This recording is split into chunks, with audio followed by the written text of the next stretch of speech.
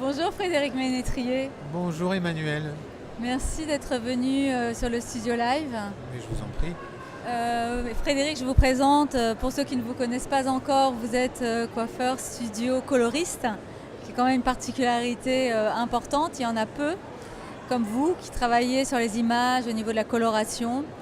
Vous avez également créé l'Atelier Blanc, qui est un salon spécialisé dans la coloration. Vous êtes vraiment le spécialiste couleur. Et bien sûr, je vais vous poser des questions concernant ce beau métier de coloriste. Aujourd'hui, comme vous aussi, vous êtes très partie prenante dans la mode, je voudrais déjà vous poser des questions sur les tendances actuelles. Quelles sont les grandes tendances de coloration aujourd'hui?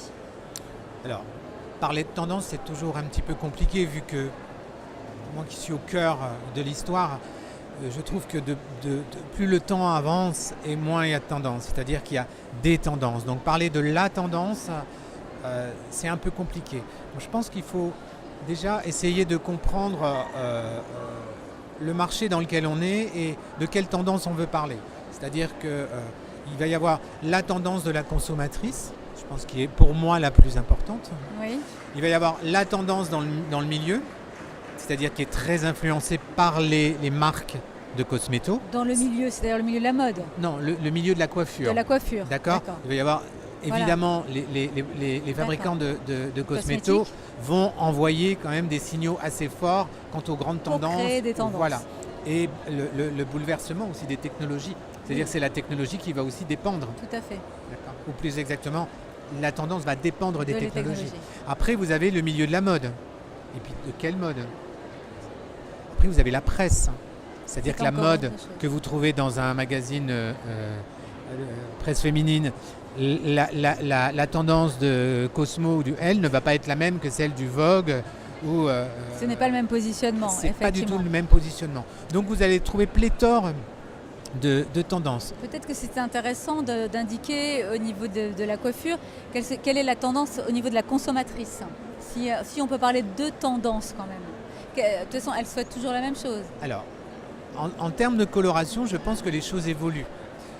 Elles évoluent dans le même sens que la coupe, que la mode. C'est-à-dire qu'aujourd'hui, une femme veut avant toute chose avoir quelque chose de simple, facile à à porter entretenir et à entretenir.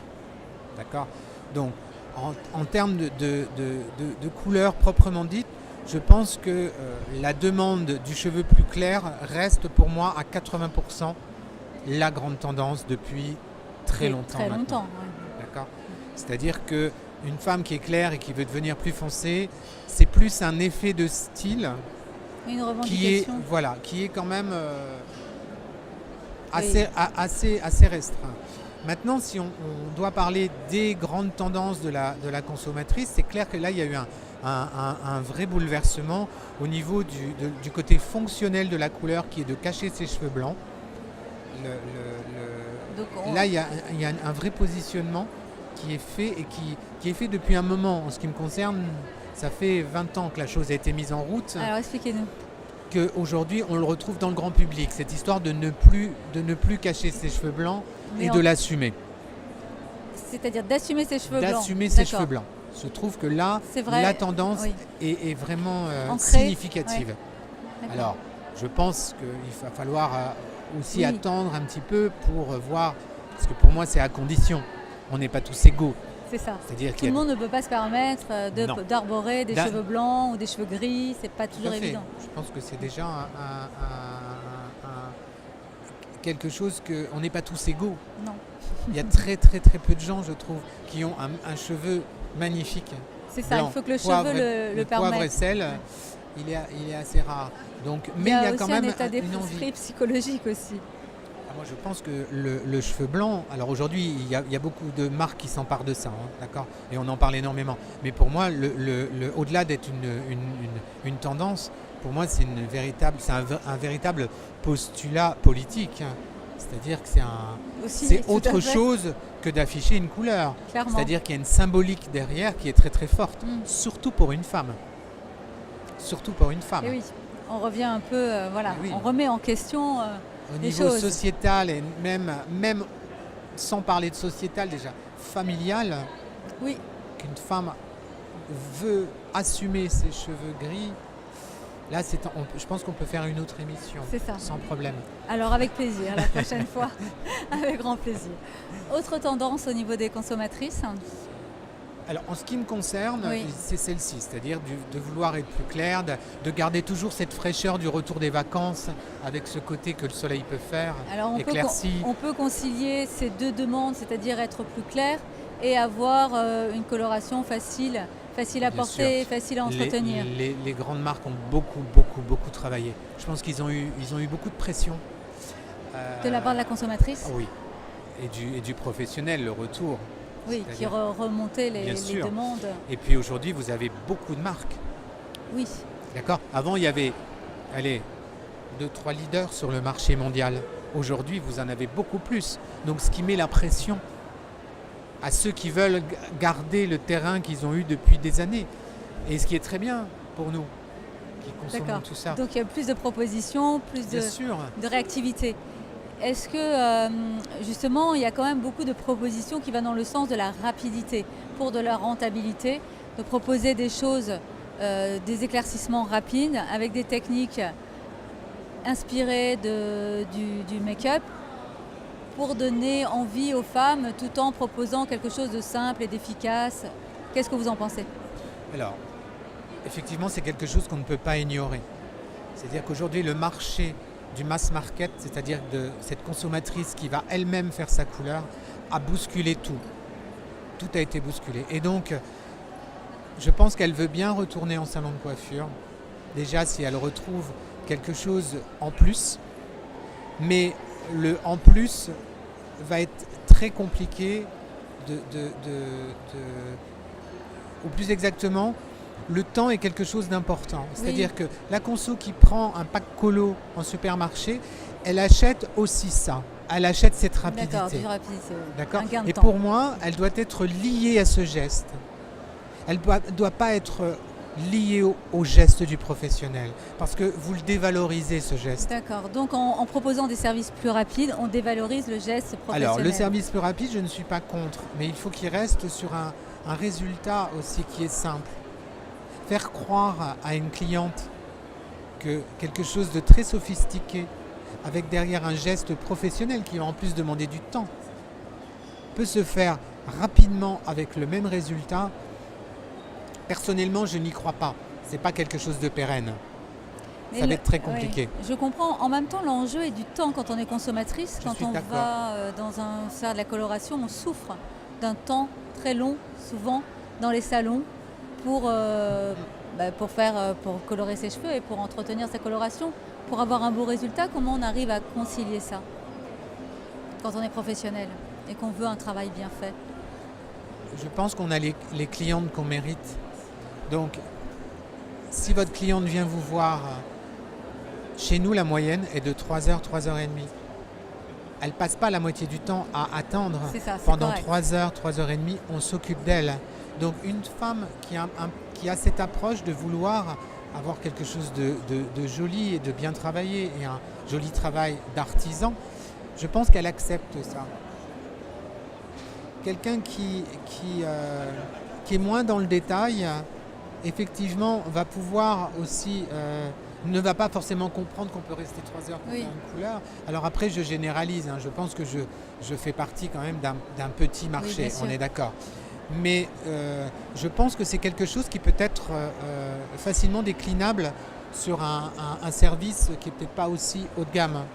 C'est-à-dire prendre le temps de faire les choses. Je pense qu'une cliente peut être capable de l'entendre, seulement il faut qu'il y ait un résultat au bout. C'est sûr que si vous faites des choses rapidement et qu'elle passe la moitié du temps à attendre parce qu'il faut remplir un carnet Oui, il y a ça aussi dans la un problématique. carnet de rendez-vous, des clients. je pense que c'est ça, c'est l'attente qui est liée, le temps qui est lié à l'attente. Oui, Ça, c'est quelque chose d'insupportable, nous-mêmes. tout à fait. Quand on ne s'occupe pas d'elle que et ce qu'on soit- l'attend. Que ce soit un coiffeur, un médecin, une salle d'attente où vous avez pris rendez-vous et vous êtes là à poireauter. De plus en plus, oui. De plus en plus, ces maisons de produits proposent des services un peu clés en main, même aux coloristes. Le coloriste avait quand même ce côté un peu alchimiste dans son laboratoire où il pouvait faire des essais, Est-ce que vous pensez que vous pouvez garder ce rôle, continuer à expérimenter des choses Bien dans sûr. votre coin? Comment vous faites? Bien sûr. C'est quelque chose qui peut être même indispensable. Si vous voulez avoir justement cette labellisation de professionnels de la coloration et d'artisans, je pense qu'il y a des choses sur lesquelles vous ne pouvez pas faire l'économie. C'est-à-dire dire que vous faites les choses vite et bien et beaucoup de choses, je veux bien sur certains services, mais ça ne peut pas être la globalité de vos services. Pour moi, c'est antinomique. Ces choses ne vont pas ensemble. C'est comme si vous demandiez à un ébéniste de vous faire un meuble Louis XVI en une semaine. C'est pas possible. Oui. Pareil, un petit message pour les jeunes qui veulent embrasser cette profession. Pour être vraiment un bon coloriste, il faut combien d'années? 10 ans. Voilà. 10 ans. C'est-à-dire, le métier de coloriste, quand on essaye de le comprendre un peu plus, au niveau des outils, c'est quelque chose qui est vraiment, sincèrement, c'est pas compliqué. Hein. Il y a 11 bases, il y a 8 reflets, un bol, un pinceau, un peigne, une palette. C'est quand même assez simple. Mais ça, c'est rien. C'est la masse de connaissances qui est celui de la matière. Parce que les cheveux ne réalisent, quel joli lapsus, ne réagissent pas du tout de la même manière. Donc le bon coloriste pour moi, ça va être qui? Ça va être quelqu'un qui va être capable justement de corriger l'éventuelle réaction auquel il ne s'attendait pas. D'accord. Et pour moi, c'est 10 ans. On assiste à un grand essor de la coloration végétale, Oui. qui fait une percée importante. Quelle est votre position par rapport à la coloration végétale? Alors, ma position, elle est assez claire. Moi, je suis pour, mais pour moi, c'est un autre métier. Je trouve ça dommage qu'on vienne associer ça à la coloration chimique existante. Pour moi, c'est deux métiers. C'est une philosophie différente. Pourquoi on utilise de la coloration végétale? C'est parce qu'on ne veut justement plus de chimie. Oui. Donc, expliquez-moi ce mix. Moi, je ne le comprends pas. Je travaille dans mon propre labo avec des choses naturelles. J'ai moi-même lancé une gamme de shampoings et de démêlants, parce que pour l'instant, c'est les deux premiers produits phares. Très bien. Avec beaucoup de choses naturelles, puisque pour moi, c'est important quand on est une marque, et surtout une jeune, de vivre dans son temps. Et pour moi, évidemment, il faut faire attention à ça. Je ne suis pas pro-chimie pour tout. Je pense que tout ce qui peut être remplacé et qui est efficace doit l'être. On s'adresse quand même, en ce qui me concerne, à un cheveu chimiquement transformé. Donc le naturel, je pense, à ses limites pour l'instant. Laissons travailler les laboratoires, autres que le mien, sur la question. Mais c'est, en ce qui concerne la couleur, c'est très compliqué. Pour moi, c'est très compliqué de mélanger les deux. Justement, une femme qui veut utiliser de la coloration végétale, mais qui veut être plus claire aussi, il y a un moment, il faut lui expliquer que les plantes n'ont jamais éclairci les cheveux. Et la réaction chimique d'une plante n'est pas la même que la chimie. On peut beaucoup plus contrôler la chimie, c'est pour ça d'ailleurs qu'on a une préférence, que le naturel. Donc en fait, vous expliquez, je comprends tout à fait, mais dans un même salon, il ne peut pas y avoir des spécialistes en coloration végétale et d'autres spécialistes mais coloration. dans vos techniques, pour moi, je trouve ça toujours bancal et extrêmement risqué d'associer les deux. Bien sûr. Vraiment. Oui, oui, tout à fait. Mais le même coloriste ne peut pas être un spécialiste de la coloration végétale comme un spécialiste de la coloration chimique. C'est beaucoup de travail. Hein. Ouais. C'est beaucoup, compliqué beaucoup de passer de l'un à l'autre. Oui. Moi, je trouve ça très compliqué.